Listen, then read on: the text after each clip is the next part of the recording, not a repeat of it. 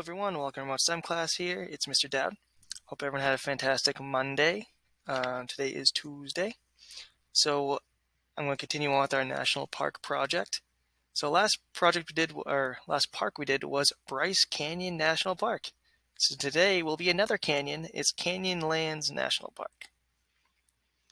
So we're in Utah today.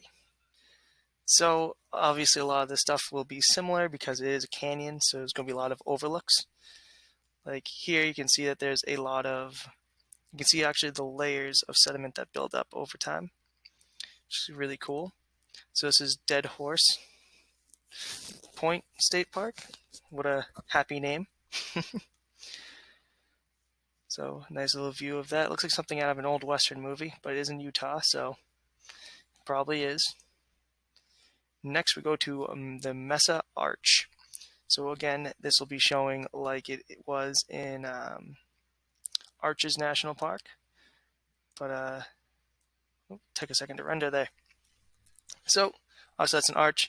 I don't know how many elephants this could hold. I think that was Francis asking that. I don't know how many elephants that could hold either. But a lot of different sediment layered on top. Then a visitor center. I don't think we care too much about visitor centers. Next we have Elephant Hill. So it's a picturesque destination for challenging hikes, mountain biking rides, and four-wheel excursions. Sounds like my kind of thing. So it looks like it's this whole little range here is the Elephant Hill. And based on that, I assume you'd four-wheel all throughout here, and you can climb up to the top of these different layers. So when I say layers, you can tell, that doesn't let me zoom in, the different layers, like these are different layers of stone. And they're actually different kinds of stone too, even though they're in the same spot. They are a little different. Next on our list, we have Grand View Point Overlook. So it's like a little plateau. So we're like probably, I think, right here on this plateau. So what a plateau is it's a raised piece of land that's flat. See how everything around it is a lot shallower? That is just a flat piece of land up top. But yeah, again, a beautiful view. Oh, sorry. We're actually over here looking at Grand Point Overlook. So it's an easy hike, popular viewpoint of the edge of the island in a sky mesa. So that's the same, another word for plateau, offering wide canyon panoramas. Very cool. Next we have Schaefer Canyon Overlook. So again, this is another, a lot of them are overlooks. I wouldn't want to fall down there. I probably wouldn't be feeling so good the next day. So it's a vista point offering up-close views of the steep Mesa drop-off and Shafter Trail Road, which I believe you can drive up, from what I understand. Pretty cool. It's crazy to think this is still in the United States, even though it's a completely different landscape than over in New England with us. The last we have is Buck Canyon Overlook. So it's an east-facing scenic spot, so the sun rises in the east, right? So you'll be able to see a nice sunrise from here.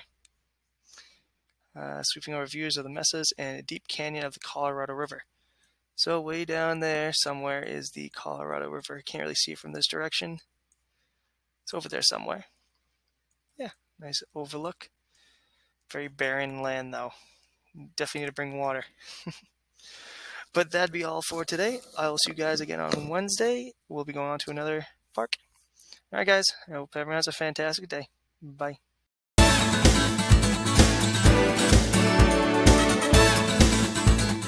Hi guys, today I'm making a steak with mushroom sauce. I already cut up these potatoes. I'm going to mix them with some oil and put them in the oven, and I'm going to do these Brussels sprouts. Check out the size of these Brussels sprouts, they're huge. So Brussels sprouts are very good for you. If you haven't tried them, you should. I'm going to cut these in half. Some people don't like the smell of them when they cook.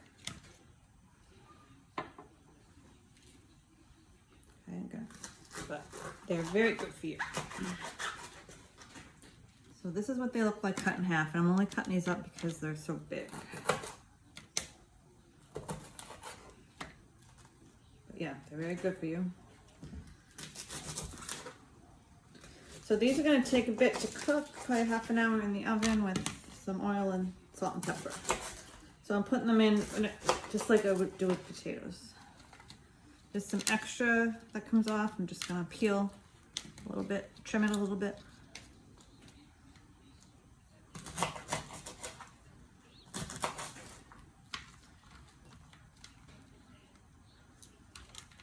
Okay, let's see.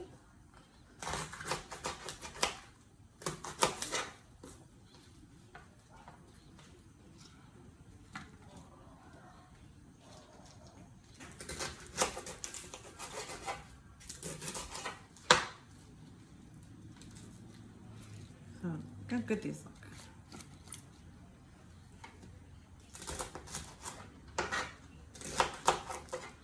Okay, so now I'm gonna get some oil. The oven is on 400.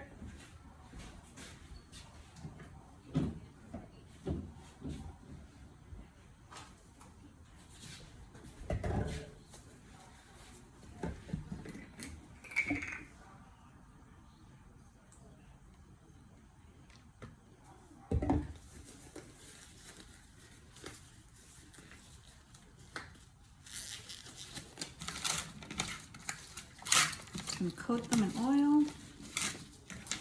And they're fine cooking in the same pan as the potatoes. Just put the potatoes to one side and the Brussels sprouts on the other.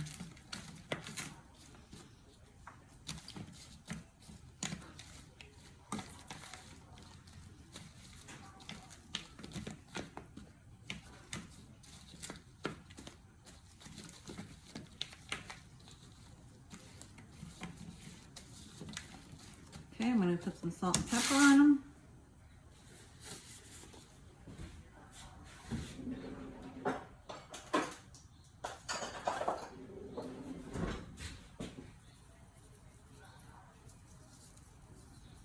Okay, and they're good to go. I'm going to put them in the oven for about 25 minutes, and then I will come back and show you the rest of the meal.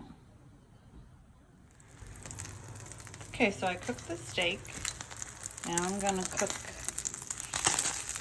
these mushrooms in a pan.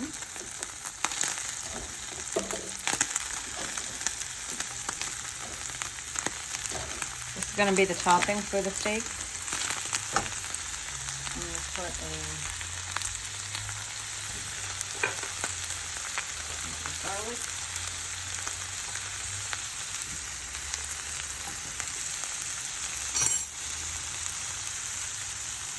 Beef broth.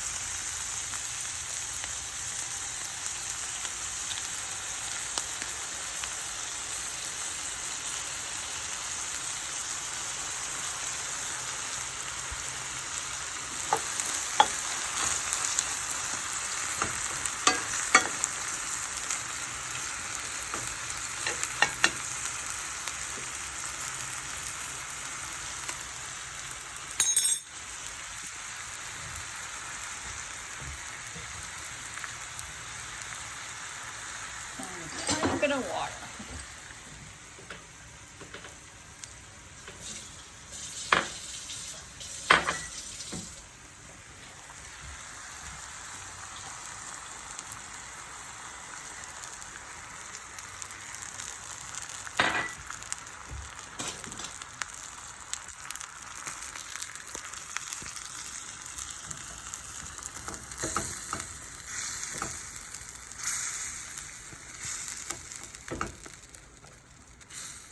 Okay, so I'm going to let that cook a bit. And this is going to go on top of the steak, like I said. So if you do not like mushrooms, you may not like it.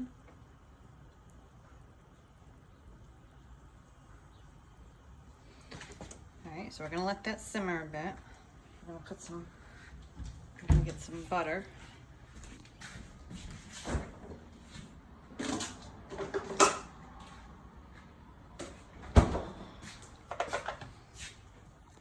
Let it simmer a few minutes. Let's check on these. There's our potatoes and our Brussels sprouts. Yum, yum.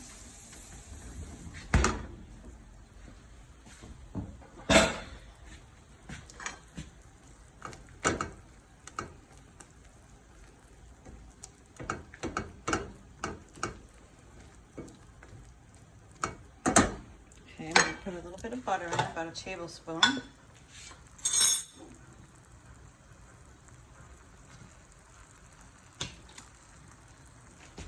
Thicken it up.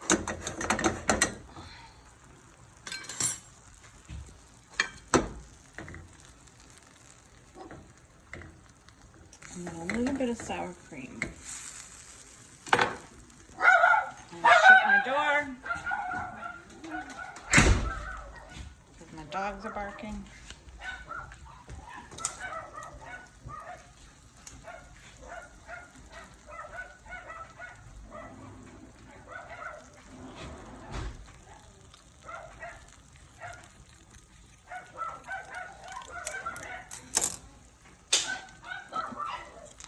Alright, sour cream.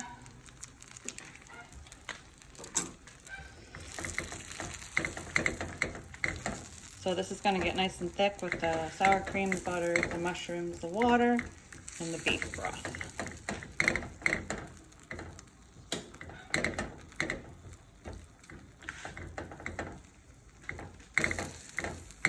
Once it's all done, we're going to use it to put on top of the steak. And then the Brussels sprouts and the potatoes will be your side dish. Or if you didn't like Brussels sprouts, you could always do green beans or a salad.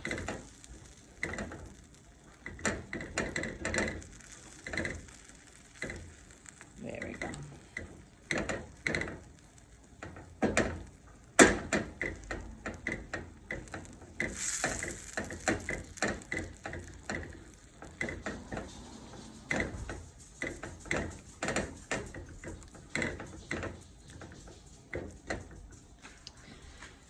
Alright, so here is the beef. You cook the beef pretty much. Not sure if you like red in the middle or not, but I'm putting the mushrooms on top with the brown sauce.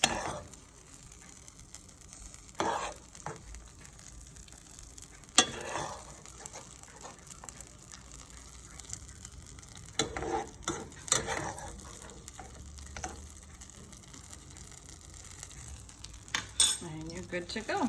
The only thing we need is the vegetables, which should be done.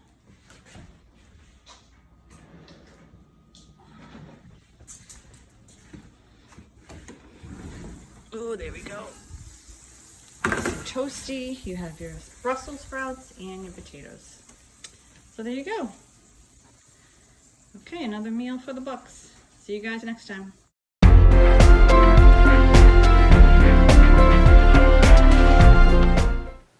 Hey Gators, welcome back to Language and Play. Well, we're back in the room. All right, so we have about a week left till 5th grade's back in the building. So it's a very exciting time. All right, we are going to start with our vocal warm-up. Unique New York, unique New York, unique New York. You know you need unique New York.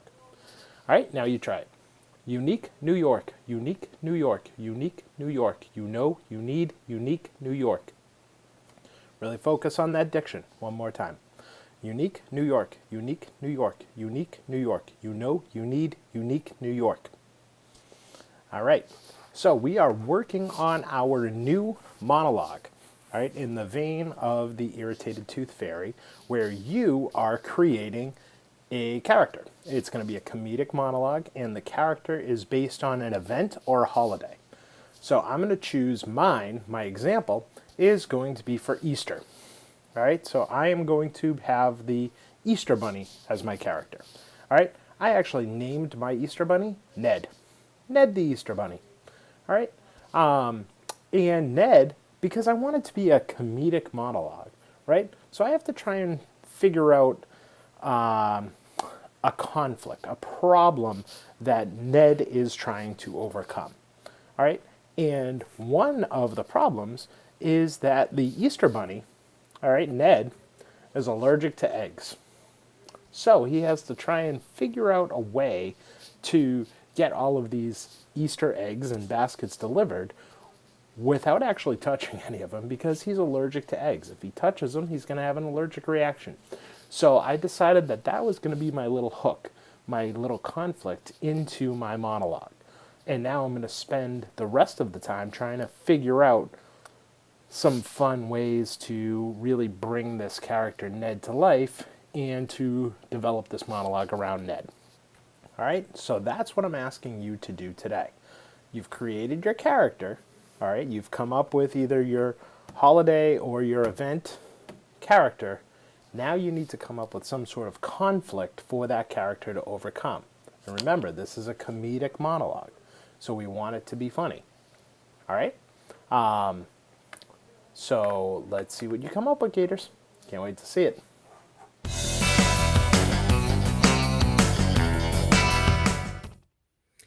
Hey guys, today's the last day for the Mary Cassatt project. Hopefully you're working on your drawing. It could have been any kind of a figure. I chose to do a mother and child because that was a common theme in Mary Cassatt's paintings. Now we were using colored pencils in order to create that look of an Impressionist style of painting.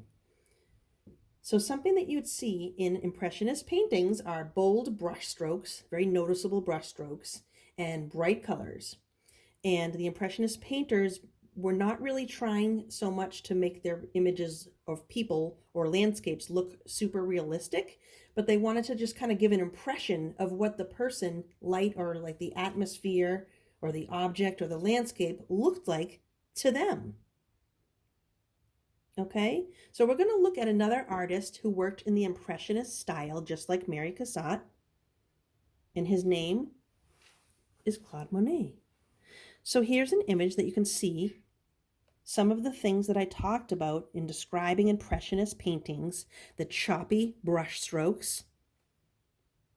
He wasn't concerned with creating super realistic looking people. You can barely even see the faces on these two women, but you just see a kind of like a bright color as if the sunshine was kind of shining on their face.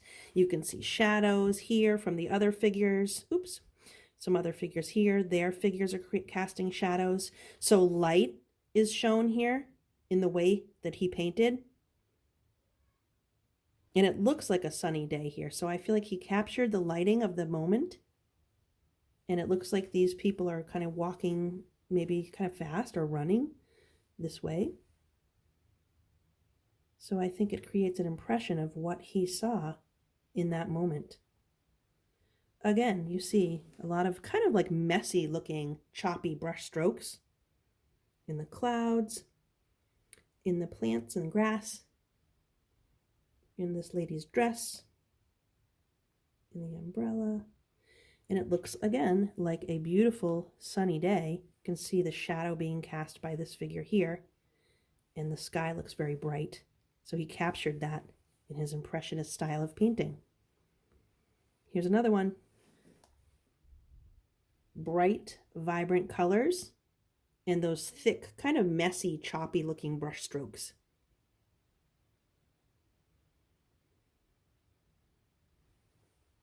Now you can try to imitate the look of an Impressionist painting by using crayons and just kind of making messy marks to color in your image.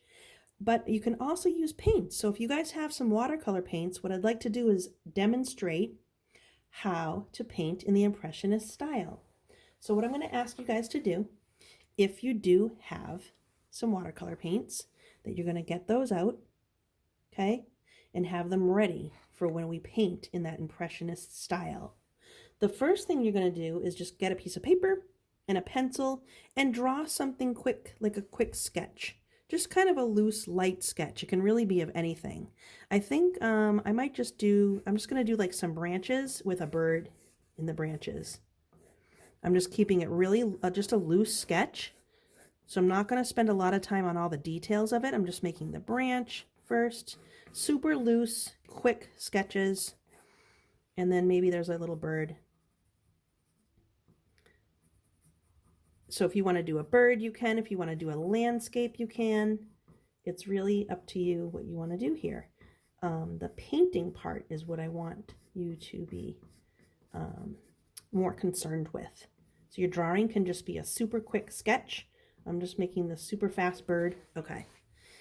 Then I'm going to apply my paint in the way that an Impressionist painter would apply paint. So I just have my little birdie there, perched in a tree. Maybe there's some other branches down here. So if you can get some watercolor paints, awesome. If not, you can really just continue using the crayons that you have or colored pencils and just make that choppy kind of messy almost look of coloring it in. But like I say, I do want to do at least one demonstration using paints so you can get an idea of how those Impressionist painters applied their paint. All right, so I have my little drawing. It's all ready to go. So today I really just want you guys to come up with a sketch. Find your watercolor paints if you have them, or if you can get some watercolor paints, that would be good too. If not, just get your crayons ready and colored pencils ready. Okay, guys? So just make a sketch and be ready to apply some more Impressionist color.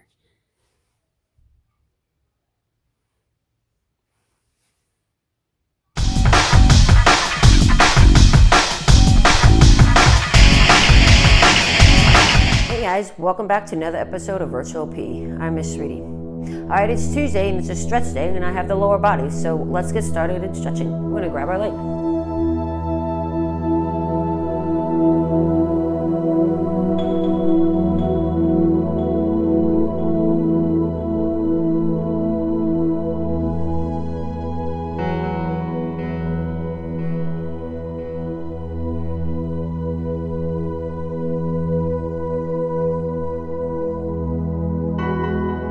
Switch.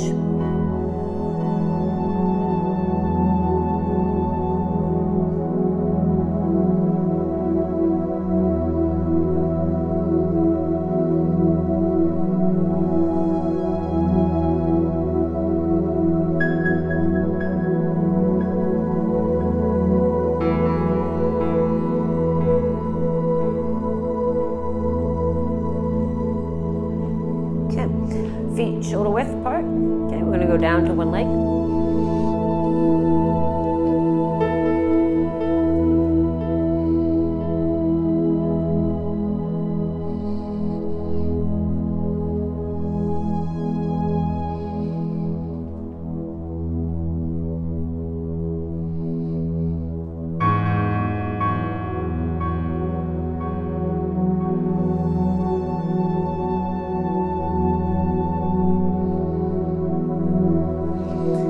Up and down to the other leg.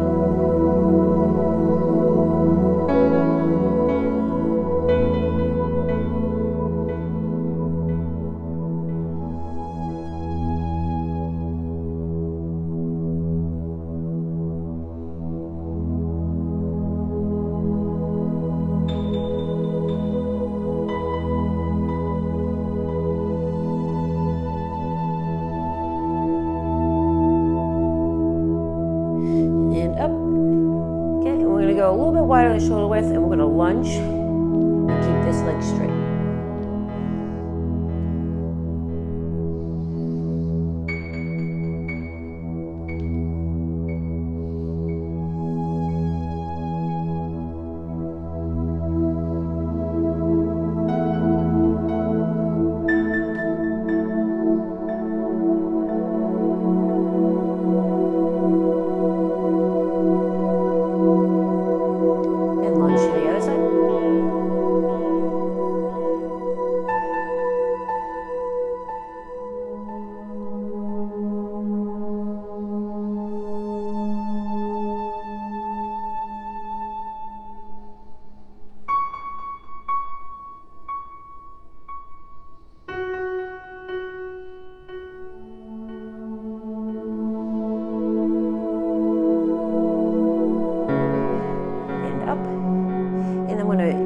Sit down and sit on my bum and put one foot over my knee, okay?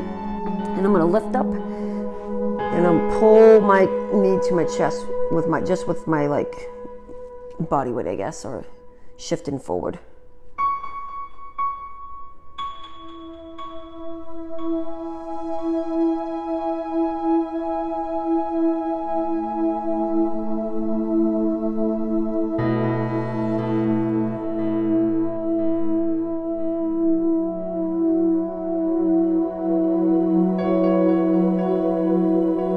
Switch. Again, one foot over the other. Kind of shift forward into the stretch.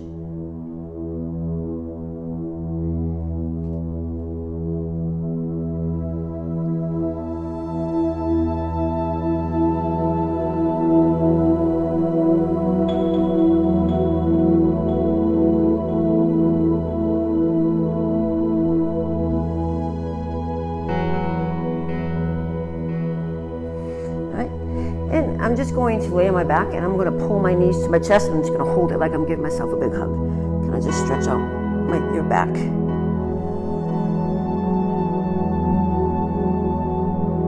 can rock a little bit side to side if you want to.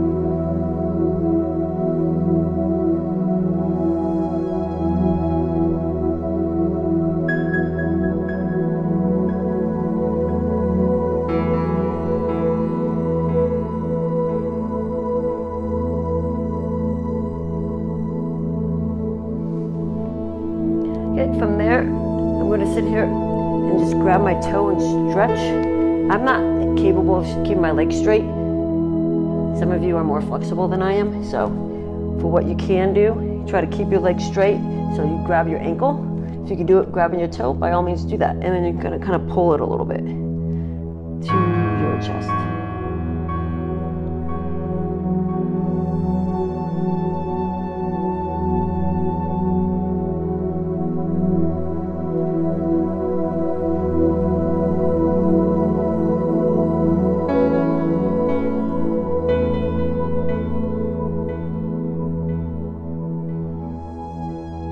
And switch. Try to keep as straight as you can, but as you can tell, I have a slight bend.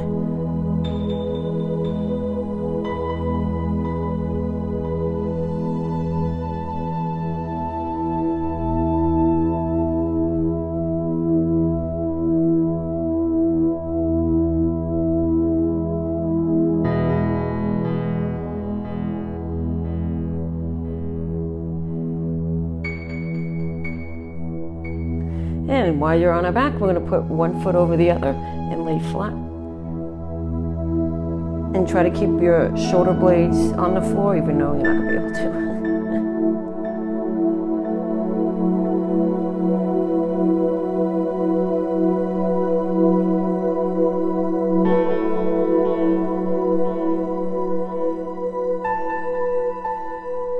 And switch.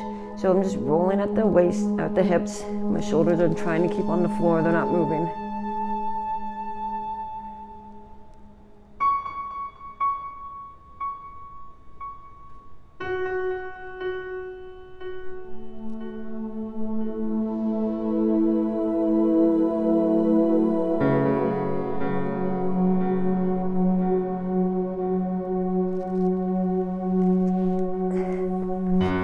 All right, guys.